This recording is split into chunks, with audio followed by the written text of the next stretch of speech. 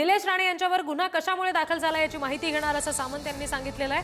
प्रत्येक प्रसंगामध्ये आम्ही निलेश राणे यांच्या सोबत आहोत, राजकारणामुळे घरात फूट पडता कामा नये असंही सामंत म्हणाले। देखील सांगितलं की शिवसेना म्हणून आम्ही सगळे सोबत निलेश राणेंच्या आहोत। ज्या पद्धतीनं सिंधुदुर्गामध्ये जे काही हवे दावे किंवा गैरसमज एकमेकांमध्ये झालेले आहेत ते महायुतीच्या दृष्टीनं पोषक आहेत असं माझं मत नाही।